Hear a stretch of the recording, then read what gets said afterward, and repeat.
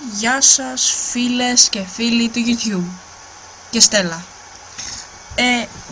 Σήμερα είναι ένα βίντεο που λογικά σπάνια θα δείτε, επειδή έχω τόσο πολύ καιρό να κάνω βίντεο που πες να είναι και μισός χρόνος.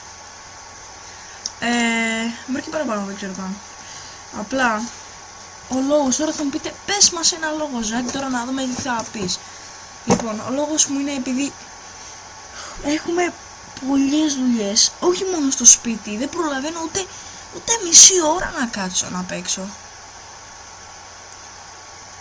Κανονικά πηγαίνω και παίζω σε spot. Λοιπόν, είναι spot και 7 και τέτοιο. Για λίγη ώρα. Δεν προλαβαίνω στην υπολογιστή μου, δεν έχω κανένα μικρόφωνο, οπότε θα περιμένετε 7 μέρες. Ωραία. Τώρα σοβαρά, δεν σας κάνω παρά. Σε 7 μέρες ή μπορεί και σε λιγότερο, ελάτε σε αυτό το κανάλι και θα δείτε πόσο unboxing θα κάνω. Θα κάνω περίπου 4 unboxings μέσα σε 7 μέρες. Απλά συγγνώμη τόσο πολύ που σας έκανα να περιμένετε και νιώθω άσχημα. Τέλος πάντων, τα λέμε.